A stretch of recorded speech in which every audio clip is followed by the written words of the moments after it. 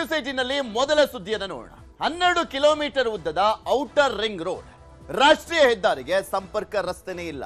120 ಹಳ್ಳಿಗಳ ಸಾವಿರಾರು ಜನಕ್ಕೆ ಕಷ್ಟ. ಸಂಪರ್ಕ ರಸ್ತೆಗೆ ಗುಬ್ಬಿ ಜನರ ಒತ್ತಾಯ. ಸಂಪರ್ಕ ರಸ್ತೆ ಇಲ್ಲ, 12 ಕಿಲೋಮೀಟರ್ ಸುತ್ತಾಟ.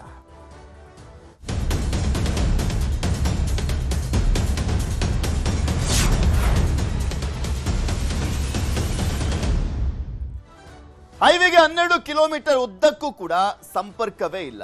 ಹೈವೇಗೆ ಸಂಪರ್ಕ ರಸ್ತೆ ಇಲ್ಲವೇ ಇಲ್ಲ. ಜನರು ಪರದಾಡುವಂತ ಪರಿಸ್ಥಿತಿ ಇದೆ.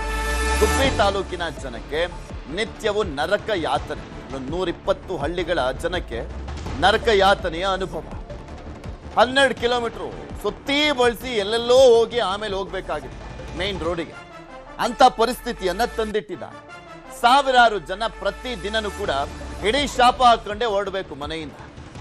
ಅಂತ ಪರಿಸ್ಥಿತಿ. ಯಾವಾಗ ಸರಿ ಮಾಡ್ತೀರಾ ಸ್ವಾಮಿ, ನಮ್ಗೊಂದು ಸರಿಯಾದಂತ ಸಂಪರ್ಕ ಮಾಡ್ಕೊಡಿ ಅಂತ ಕೇಳ್ತಾ ಇದ್ದಾನೆ, ರಸ್ತೆ ಸಂಪರ್ಕವನ್ನು.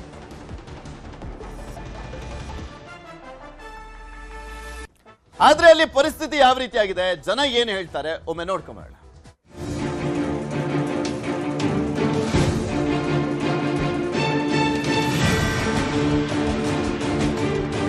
ಯಾರ್ಯಾರು ಪ್ರಾಣ ಹಾನಿ ಆದ್ರೆ ಈಗ ಯಾರು ಏನು ಮಾಡಲ್ಲ, ಜೀವ ತಂದ್ಕೊಡಕ್ ಆಗೋದೂ ಇಲ್ಲ ಅವ್ರ ಕೈಯಲ್ಲಿ. ತುಮಕೂರು ಜಿಲ್ಲೆಯ ಗುಬ್ಬಿ ಪಟ್ಟಣದ 12 ಕಿಲೋಮೀಟರ್ ಉದ್ದದ ಔಟರ್ ರಿಂಗ್ ರೋಡ್ ರಸ್ತೆ ಈಗ ಜನರ ಪಾಲಿಗೆ ಶಾಪವಾಗಿ ಪರಿಣಮಿಸಿದೆ. ಬೆಂಗಳೂರು ಹೊನ್ನಾವರ ಸಂಪರ್ಕದ ಈ ಹೆದ್ದಾರಿಗೆ ಒಂದೇ ಒಂದು ಸರಿಯಾದ ಸಂಪರ್ಕ ರಸ್ತೆಯನ್ನು ಕಲ್ಪಿಸಿಲ್ಲ. ಇದರಿಂದಾಗಿ ಚೇಳೂರು, ಸಾತೇನಹಳ್ಳಿ, ಇರಕಸಂದ್ರ, ಬಿದರೆ, ಗೌರಿಪುರ ಸೇರಿದಂತೆ ಸುಮಾರು 120 ಹಳ್ಳಿಗಳ ಸಾವಿರಾರು ಜನ ಪ್ರತಿದಿನ ಪರದಾಡುವಂತಾಗಿದೆ. ತುಮಕೂರಿನಿಂದ ಗುಬ್ಬಿಗೆ ಅಥವಾ ತಿಪ್ಟೂರಿನಿಂದ ಗುಬ್ಬಿಗೆ ಬರಬೇಕಾದ್ರೆ ಕನಿಷ್ಠ ಸರ್ವಿಸ್ ರಸ್ತೆಯೂ ಇಲ್ಲದೆ ಸಾರ್ವಜನಿಕರು ತೀವ್ರ ಸಂಕಷ್ಟ ಎದುರಿಸುತ್ತಿದ್ದಾರೆ.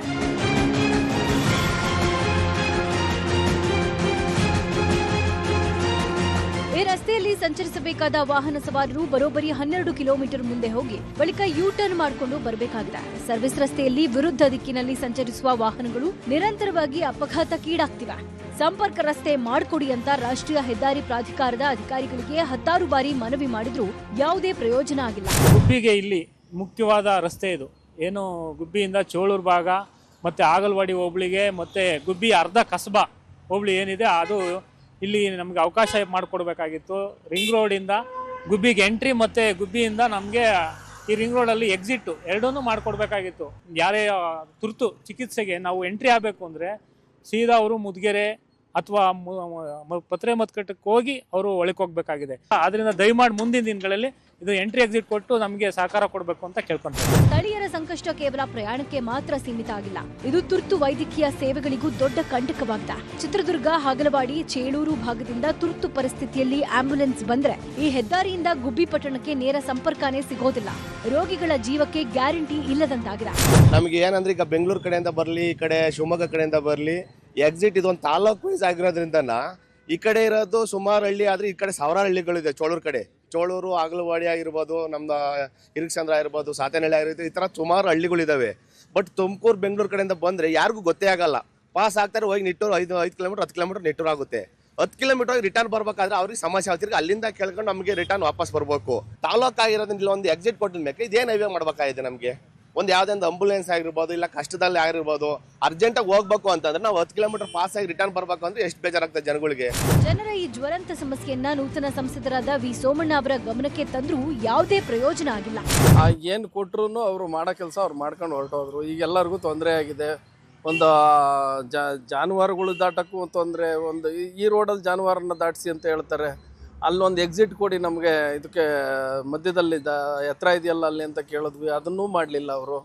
ಭಾಳ ತೊಂದರೆ ಕೊಟ್ಟಿದ್ದಾರೆ ನಮಗೆ. ಶಾಲಾ ಮಕ್ಕಳೆಲ್ಲ ಈಗ ಅಲ್ಲೇ ದಾಟ್ತಾ ಇದ್ದಾರೆ ಆ ರೋಡಲ್ಲೇನೆ.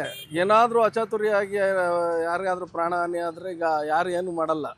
ಬರ್ತಾರೆ, ಸತ್ತೋಗಿದಾನ ಅವನಿಗೊಂದು 4 ಲಕ್ಷ ಕೊಡೆಯ ಅಂತಾರೆ ಬಿಟ್ರೆ ಅದನ್ನ ಇನ್ನೇನು ಜೀವ ತಂದು ಕೊಡೋಂಥ ಜನ ಯಾರೂ ಇಲ್ಲ ಇವತ್ತು.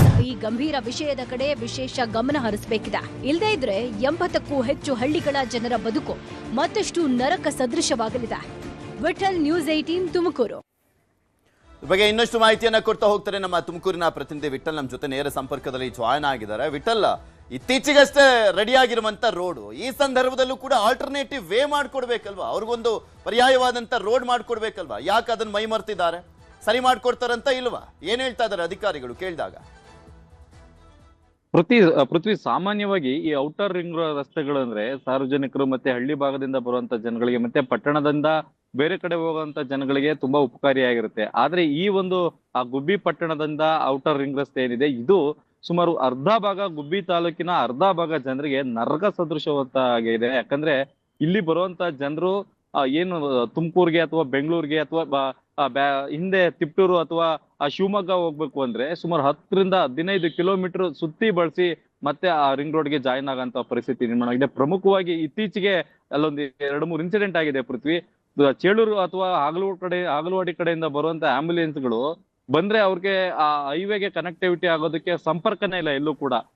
ಅವರು ಸರ್ವಿಸ್ ರೋಡ್ ಅಲ್ಲೇ ಬರ್ಬೇಕು. ಅಲ್ಲಿ ಸುಮಾರು ಒಂದು 60ರಿಂದ 70 ರೋಡ್ ಅಂಪಗಳಾಗಿರೋದ್ರಿಂದ ರೋಗಿಗಳು ಆಂಬ್ಯುಲೆನ್ಸ್ ಇರ್ತವೆ, ಪದೇ ಪದೇ ಬ್ರೇಕ್ ಹಾಕಿ ಹತ್ತಿ ಇಳಿಸೋದ್ರಿಂದ ಅವರ ಆರೋಗ್ಯ ಪರಿಸ್ಥಿತಿ ಏನಾಗ್ಬಿಟ್ಟ. ಜೊತೆಗೆ ಈ ಒಂದು ಈ ಸರ್ವಿಸ್ ರಸ್ತೆಗೆ ಅಲ್ಲಿ ಸಾಕಷ್ಟು ಹಳ್ಳಿಗಳು ಬರೋದ್ರಿಂದ ಸುಮಾರು 80ರಿಂದ 120 ಹಳ್ಳಿಗಳು ಬರ್ತಾ ಇದಾವೆ ಪೃಥ್ವಿ. ಅಲ್ಲಿ ಆ ಹಳ್ಳಿ ಜನರ ಪರಿಸ್ಥಿತಿ ನಿಜಕ್ಕೂ ಕೂಡ ಶೋಚನೀಯ ಅಂತಾನೆ ಹೇಳ್ಬೋದು. ಯಾಕಂದ್ರೆ ರಿಂಗ್ ರೋಡ್ ಆಗದೇನೆ ಇದ್ದಿದ್ರೆ ಅವರು ಗುಬ್ಬಿ ಹೋಗ್ಬೋದಿತ್ತು. ಆದ್ರೆ ಈ ರಿಂಗ್ ರೋಡ್ ಆಗಿರೋದ್ರಿಂದ ಸಾಕಷ್ಟು ಹಳ್ಳಿಗಳ ಸಂಪರ್ಕನೇ ಕಟ್ಟಾಗಿರತಕ್ಕಂಥದ್ದು. ಒಂದೇ ಒಂದು ಬ್ರಿಡ್ಜ್ ಅಂಡರ್ ಪಾಸ್ ನಲ್ಲಿ ಜನಗಳು ಓಡಾಡ್ಬೇಕಾಗಿರತಕ್ಕಂಥದ್ದು.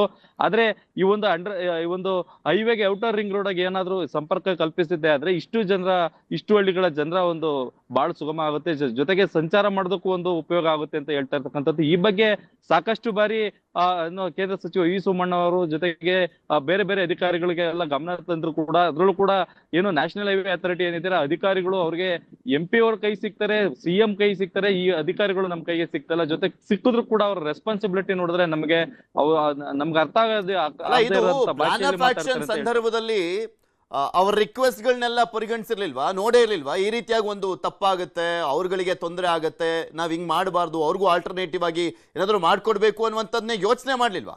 ಸುಮ್ನೆ ಮಾಡಾದ್ಮೇಲೆ ಈಗ ಅಲ್ಲಿ ಸಂಕಷ್ಟ ಅನುಭವಿಸ್ತಾ ಇರೋದಾ? ಪೃಥ್ವಿ ರಸ್ತೆ ನಿರ್ಮಾಣ ಮಾಡೋ ಹಂತದಲ್ಲೇ ಕೂಡ ಸುಮಾರು 6ರಿಂದ 7 ಅರ್ಜಿಗಳು ನ್ಯಾಷನಲ್ ಹೈವೇ ಅಥಾರಿಟಿಗೆ ಹೋಗಿರ್ತಕ್ಕಂಥದ್ದು. ಜೊತೆಗೆ SR ಶ್ರೀನಿವಾಸ್ ಕೂಡ ಅಲ್ಲಿನ ಸ್ಥಳೀಯ ಶಾಸಕ SR ಶ್ರೀನಿವಾಸ್ ಕೂಡ ಅವ್ರು ಕೂಡ ಒಂದು ಲೆಟರ್ ಮಾಡಿ ಇಲ್ಲೊಂದು ರಸ್ತೆ ಸಂಪರ್ಕ ಕೊಡಿ ಅಂತ ಹೇಳಿ ಕೊಟ್ಟಿರ್ತಕ್ಕಂಥದ್ದು. ಆದ್ರೂ ಕೂಡ ಈ ನ್ಯಾಷನಲ್ ಹೈವೇ ಅಥಾರಿಟಿ ಅವ್ರು ಯಾರ ಮನವಿನೂ ಕೂಡ ಅವರು ಅಕ್ಸೆಪ್ಟ್ ಮಾಡ್ಕೊಂಡಿಲ್ಲ. ಜೊತೆಗೆ ಈ ಒಂದು ವಿಚಾರದಲ್ಲಿ ವಿ ಸೋಮಣ್ಣ ಅವರಿಗೆ ಕೇಂದ್ರ ಸಚಿವ ವಿ ಸೋಮಣ್ಣ ಅವರು ಕೂಡ ಅಲ್ಲಿನ ಸ್ಥಳೀಯರು ಅರ್ಜಿ ಕೊಟ್ಟಿರ್ತಕ್ಕಂಥದ್ದು. ಆದ್ರೆ ಅಲ್ಲೂ ಕೂಡ ಯಾವುದೇ ರೀತಿಯಾದಂತ ಸಮಸ್ಯೆಗೆ ಪರಿಹಾರ ಸಿಕ್ಕಿಲ್ಲ. ಒಂದು ವೇಳೆ ಏನಾದ್ರು ವಿ ಸೋಮಣ್ಣ ಅವರು ಈ ಒಂದು ವಿಚಾರದಲ್ಲಿ ಎಂಟ್ರಿ ಆಗಿದ್ದೆ ಆದ್ರೆ ನಿಜಕ್ಕೂ ಅಲ್ಲಿ ಆ ಒಂದು ಹಳ್ಳಿಗಳ ಜನಗಳಿಗೆ ನಿಜಕ್ಕೂ ಒಂದು ಅಲ್ಲಿ ಸುಗಮ ಸಂಚಾರಕ್ಕೆ ಒಂದು ವ್ಯವಸ್ಥೆಗೆ ಆಗುತ್ತೆ ಅಂತ ಹೇಳ್ಬೋದು ಪೃಥ್ವಿ. ಓಕೆ, ಈಗ ಇದೇ ವಿಚಾರಕ್ಕೆ ಸಂಬಂಧಪಟ್ಟಂತೆ ಗುಬ್ಬಿ ಶಾಸಕರಾಗಿರುವಂತ ಶ್ರೀನಿವಾಸ್ ಅವರು ಏನಾದ್ರು ಮನವಿ ಮಾಡ್ಕೊಂಡಿದಾರ, ಅವರನ್ನು ಭೇಟಿ ಆಗಿದಾರ? ಯಾಕೆಂದ್ರೆ ಇದು 1-2 ಹಳ್ಳಿಗಳ ಸಮಸ್ಯೆ ಅಲ್ಲ, 120 ಹಳ್ಳಿಗಳಿಗೆ ಸಮಸ್ಯೆ ಆಗ್ತದೆ. ಅಂದ್ರೆ ಸಾವಿರಾರು ಜನಕ್ಕೆ ಸಮಸ್ಯೆ ಆಗ್ತಾ ಇರುವಂತದ್ದು. ಅವ್ರಿಗೆ ರಿಕ್ವೆಸ್ಟ್ ಮಾಡ್ಕೊಳ್ಬೇಕಲ್ಲ, ಅಟ್ಲೀಸ್ಟ್ ಅಧಿಕಾರಿಗಳು ಸ್ಪಂದಿಸಿಲ್ಲ ಅಂದ್ರೆ ಶಾಸಕರಾದ್ರೂ ಸ್ಪಂದಿಸಿ ಅಲ್ಲಿ ಸಚಿವರ ಮೇಲೆ ಒತ್ತಡ ಹಾಕ್ಬಹುದು. ಪೃಥ್ವಿ ಅಲ್ಲಿನ ಸ್ಥಳೀಯರು ಹೇಳೋ ಪ್ರಕಾರ ಈಗಾಗ್ಲೇ ಈ ಒಂದು ಸಮಸ್ಯೆ ಸ್ಥಳೀಯ ಶಾಸಕ SR ಶ್ರೀನಿವಾಸ್ ಅವರ ಗಮನದಲ್ಲಿದೆ. ಅವರು ಕೂಡ ಸಾಕಷ್ಟು ಬಾರಿ ನ್ಯಾಷನಲ್ ಹೈವೇ ಅವರಿಗೆ ಮನವಿ ಮಾಡಿದ್ದಾರೆ. ಜೊತೆಗೆ ಅವದೇ ಲೆಟರ್ ಅಲ್ಲಿ ಏನು ರೈತರಿಂದ ಅರ್ಜಿಯನ್ನ ಸ್ವೀಕರಿಸಿ ಜೊತೆಗೆ ಅಲ್ಲಿನ ಸ್ಥಳೀಯರಿಂದ ಅರ್ಜಿಯನ್ನ ಸ್ವೀಕರಿಸಿ ಕೊಟ್ಟಿದ್ದಾರೆ ಅಂತ ಹೇಳಿ ಅಲ್ಲಿನ ಸ್ಥಳೀಯರು ಹೇಳ್ತಾ ಇದ್ದಾರೆ. ಆದ್ರೂ ಕೂಡ ಅವರು SR ಶ್ರೀನಿವಾಸ್ ಕೂಡ ಈ ಒಂದು ವಿಚಾರದಲ್ಲಿ ತಮ್ಮ ಇಚ್ಛಾಶಕ್ತಿಯನ್ನ ತೋರಿಸಿ ಪ್ರೆಷರ್ ಹಾಕ್ಸಿ ಅವ್ರು ಪ್ರೆಷರ್ ಹಾಕಿದ್ರೆ ಖಂಡಿತ ಈ ಒಂದು ಸಮಸ್ಯೆನೇ ಅಲ್ಲ. ಖಂಡಿತವಾಗಿಯೂ ಈ ಒಂದು ಏನೋ ರಿಂಗ್ ರೋಡ್ಗೆ ಲಿಂಕ್ ರೋಡ್ ಆಗೋದ್ರಿಂದ ಯಾವುದೇ ರೀತಿಯಾದಂತ ಅನುಮಾನ ಇಲ್ಲ ಪೃಥ್ವಿ. ಓಕೆ, ಧನ್ಯವಾದ ವಿಠಲ್ ನಿಮ್ಮೆಲ್ಲ ಮಾಹಿತಿಗಾಗಿ. ಈ ವಿಚಾರಕ್ಕೆ ಸಂಬಂಧಪಟ್ಟಂತೆ ಸೋಮಣ್ಣ ಅವರ ಗಮನ ಸೆಳೆಯುವಂತ ಕೆಲಸವನ್ನ ನ್ಯೂಸ್ 18 ಕೂಡ ಮಾಡಲಿದೆ. ನೋಡೋಣ ಯಾವ ರೀತಿಯಾಗಿ ಸೋಮಣ್ಣ ಅವರು ಸ್ಪಂದಿಸ್ತಾರೆ ಅಂತ. ಬಿಕಾಸ್ ಸೆಂಟ್ರಲ್ ಮಿನಿಸ್ಟರ್ ಆಗಿರುವಂತ ಹಿನ್ನೆಲೆಯಲ್ಲಿ ಅವ್ರ ಮಾತುಗಳನ್ನಾದ್ರೂ NHAI ಅಧಿಕಾರಿಗಳು ಕೇಳಬಹುದೇ